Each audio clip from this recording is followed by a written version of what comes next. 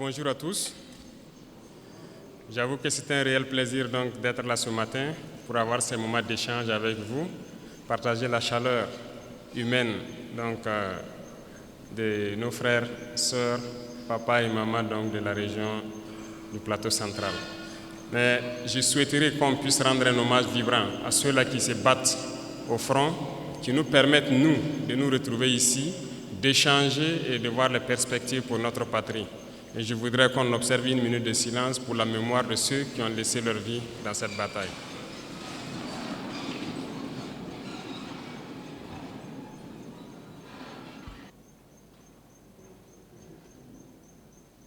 Je vous remercie.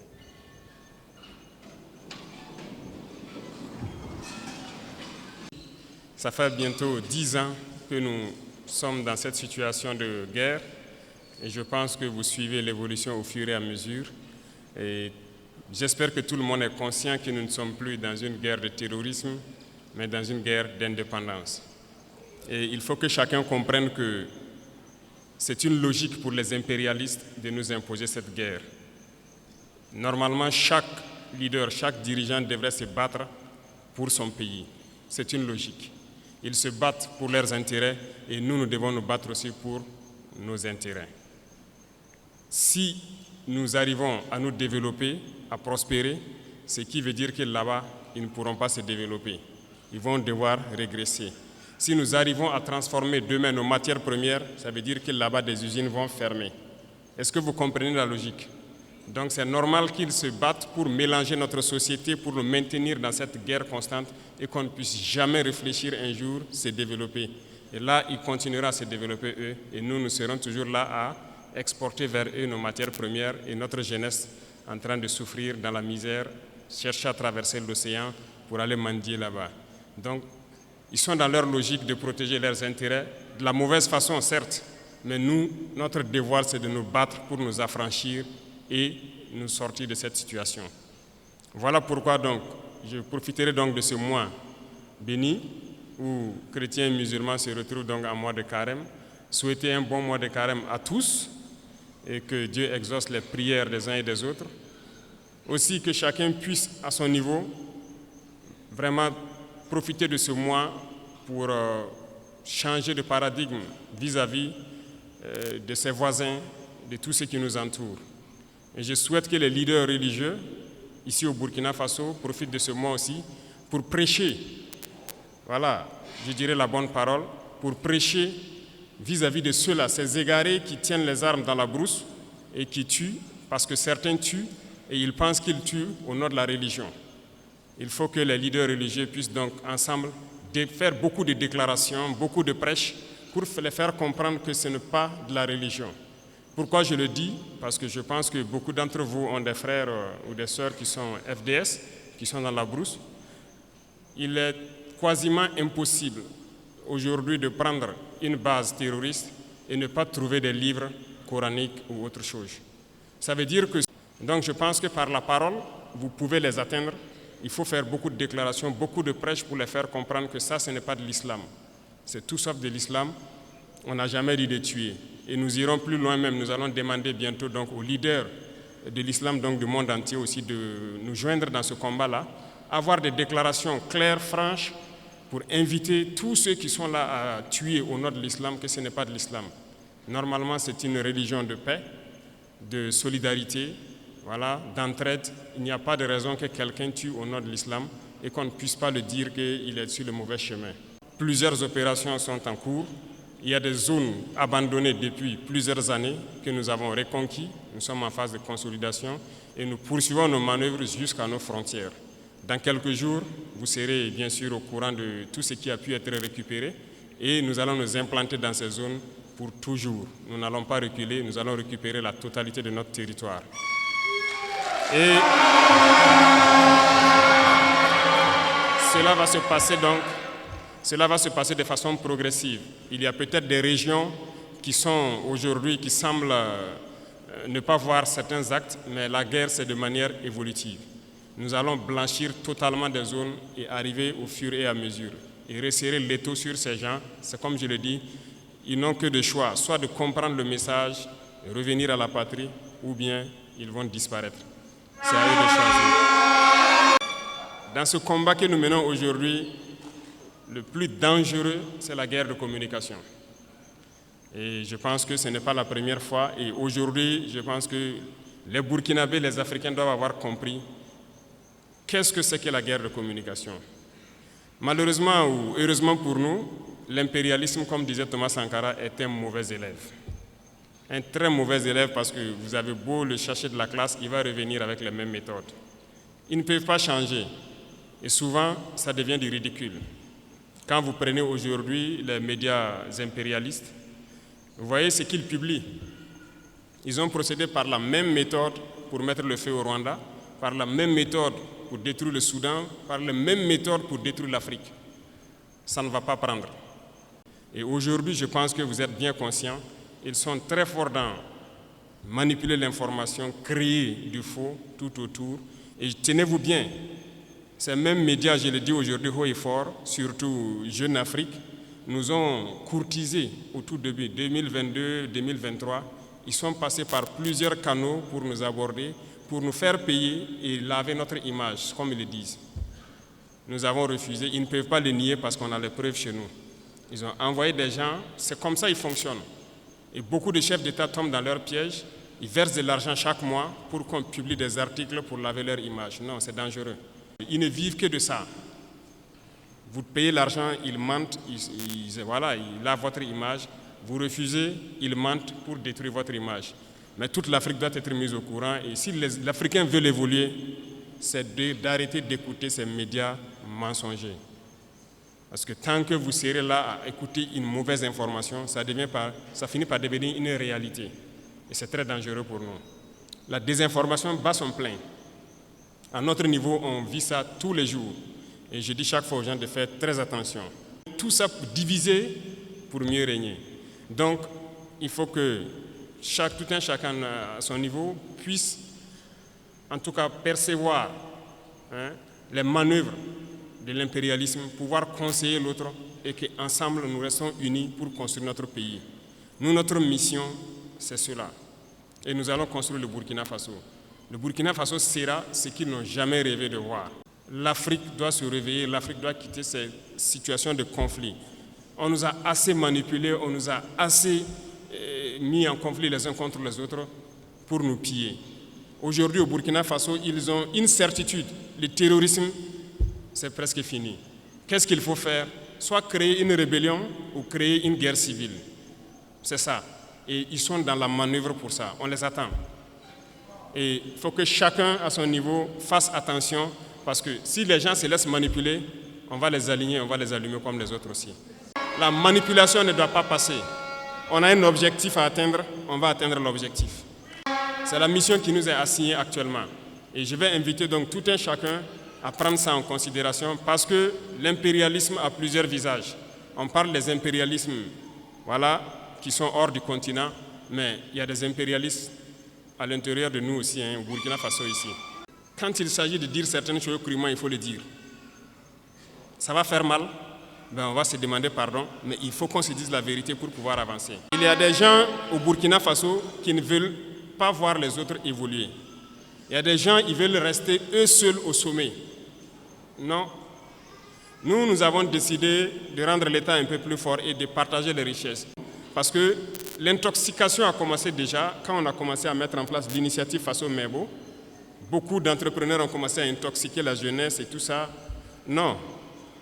Nous, on a donné des marchés. On a donné des marchés de route, non? On est à quel niveau? Les taux d'exécution, pour la plupart, ce n'est pas bon. Le ministre a fait dernièrement une sortie, une tournée. Vous avez tous suivi à la télé. Ça ne va pas trop. C'est lent. On demande aux gens de s'unir. Nous-mêmes, on a essayé de mettre des gens en groupement. Ils ne veulent pas travailler en groupement. Ça veut dire qu'on les unit d'une manière ou d'une autre pour qu'ils puissent aller vite. Nous, on ne va pas attendre les caprices des uns et des autres et que le Burkina va se développer dans 500 ans, 1000 ans. Non. Nous, c'est dans 5 ans. On veut voir des trucs assez significatifs. Donc, si vous vous unissez, vous aurez plus d'équipements et vous pourrez travailler plus efficacement. Résultat de course, on est en train d'équiper l'ONBA, la Sonater. Voilà que tout de suite, les gens demandent l'eau. On est obligé de faire nos barrages nous-mêmes, curer ce qui est là et creuser des points de nous-mêmes. Voilà pourquoi on a payé les équipements pour équiper l'ONVA. Ils sont déjà à RDG sur la route de Bobo pour faire les premiers barrages. Deuxième chose, ce sont les banquiers. Aujourd'hui, ça nous revient encore beaucoup que beaucoup de banquiers refusent d'accompagner ceux qui gagnent des marchés de l'État et tout ça. Bon, on est là-dessus, il faut que les gens changent de fusil d'épaule. Parce qu'il y a un banquier dans la salle, je ne sais pas, hein. Il n'y en a pas, d'accord. Donc vous les rapporterez, les banquiers. Il faut que ça change, parce que beaucoup de banques fonctionnent avec l'argent de l'État. On a demandé aux banquiers de rétrocéder une partie, donc c'est ce qu'on appelle les dépôts à terme, les DAT. Ce sont les sociétés d'État qui déposent leur argent dans les banques. On veut notre argent pour faire du travail. Les gens trouvent qu'ils ne peuvent pas donner l'argent parce que ça va affaiblir leur banque. Mais chaque année, les banques ont réalisé tant de milliards d'intérêts nets. L'autre jour à la télé, j'ai regardé une banque qui fait aussi des milliards d'intérêts et se partage. Non. Soit on se comprend vraiment autour d'une table, ou bien nous on va passer à une autre méthode. Et ce matin, je tenais à faire cette déclaration pour que vous compreniez que la bagarre qui va commencer, la poussière va se soulever comme on aime le dire. Mais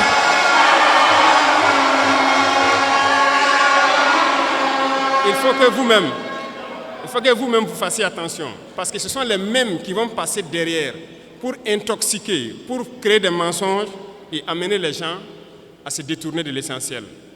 Il y en a déjà qui essaient, on voit beaucoup de gens qui font des vidéos pour laver les images de certains et tout ça. Faites attention. Et il y a beaucoup de petites entreprises qui ferment parce qu'ils n'arrivent pas à payer les salaires des employés et tout ça. Ils ont des factures déposées au trésor, on n'arrive pas à payer. Mais c'est ça, on dit de donner une partie de notre argent en banque. On va payer ces entreprises pour qu'ils puissent fonctionner. Et les gens sont en train de réfléchir avec l'argent. Vous pensez qu'on peut laisser ça comme ça? La dette intérieure, là, on va payer ça. Cette fin du mois, là, l'argent là va rentrer. On a demandé juste un pourcentage. Ce n'est même pas tout l'argent qu'on veut retirer. C'est un pourcentage qu'on a demandé pour le faire. Et ça réfléchit beaucoup. Certaines banques ont répondu, félicitations à eux, mais la plupart des banques n'ont pas transféré l'argent jusqu'à aujourd'hui. C'est un message que je tenais à les lancer. On a donné fin mars, c'est fin mars. Si fin mars, les 25% ne sont pas là, on va passer à autre chose. Vous êtes prévenus et que la manipulation ne doit pas continuer. Parce que ce sont généralement ceux qui sont victimes de ça, ce sont les couches les plus pauvres en fait, du pays. Il est employé dans une petite entreprise, il a peut-être son 50 000, son 100 000 par mois. Son patron a déposé des factures au trésor, il n'arrive pas à avoir l'argent. Lui, il va perdre son emploi, toute sa famille souffre, pendant que d'autres sont en train de faire des milliards d'intérêts par mois ou par an. Non, ça ne va pas marcher. Donc, il faut se préparer. C'est un autre front qui s'ouvre. Il y aura toutes les manipulations possibles, mais restez serein, il faut qu'on avance. Ceux qui veulent importer quelque chose au Burkina, allez-y au ministère, ils vont vous donner les papiers. Il n'y a pas de deal. Si vous partez là-bas et que quelqu'un dit de payer quoi que ce soit, venez à la présidence même vous plaindre. Il y a un bureau là-bas pour ça.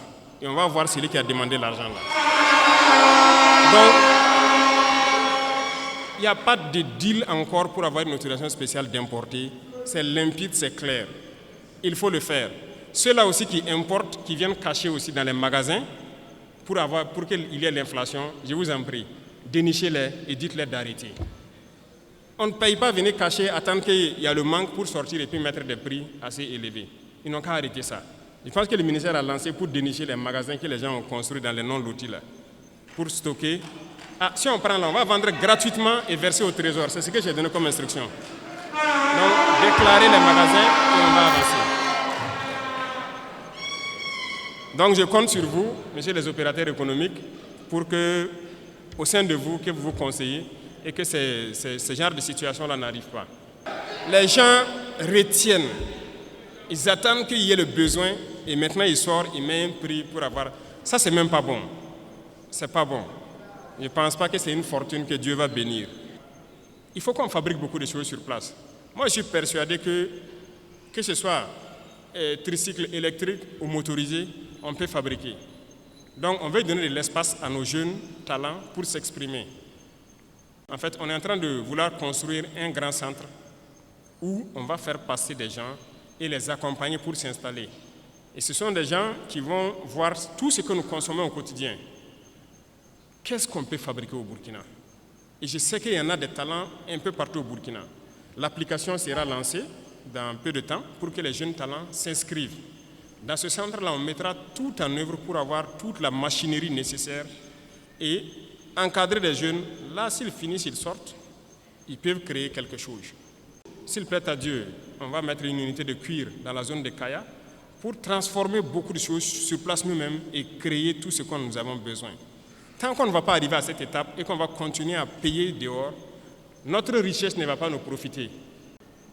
Il faut qu'on change de paradigme dès maintenant. C'est là qu'il y a l'emploi. C'est là que les gens vont travailler et c'est là notre vraie indépendance. Dernier point, qui sont donc nos camarades élèves et étudiants, qui ont beaucoup de doléances. En tout cas, je peux vous assurer qu'on connaît tous vos problèmes. On va faire des cités universitaires. Et même les questions de restaurants, de bourses, intermédiaires, tout ça sont des problèmes qu'on connaît. Mais c'est petit à petit. On ne peut pas régler ça tout de suite. Vous avez déjà la construction de la cité ici, c'est ça? Le bâtiment administratif. On espère que l'année prochaine ou plus tard, on va lancer la cité universitaire, agrandir les capacités des restaurants universitaires, augmenter le nombre de plats et pour finir la question des bourses. Parce que nous travaillons à maîtriser actuellement les dépenses militaires pour pouvoir injecter dans notre éducation. Parce que l'éducation, c'est la clé. Donc, on ne vous a pas oublié tous ces problèmes cités. Je parlais donc même des laboratoires au ministre. Je dis de trouver un standard, un certain nombre d'équipements minimum et on va construire des laboratoires dignes de ce nom dans nos universités. Parce que des gens vont venir faire une filière scientifique, aller sortir, même microscope, il n'a pas pu regarder une cellule végétale au microscope. Ce n'est pas possible. Oui, nous tous on a fait les séries scientifiques. Pour avoir accès au petit laboratoire, vous rentrez s'il n'y a que 7 ou 8 microscopes. Peut-être même tout ne fonctionne pas. Tout le monde ne peut pas avoir accès. C'est la réalité, c'est toujours ça. Donc, il est là-dessus. On veut créer des laboratoires types dans beaucoup de nos universités.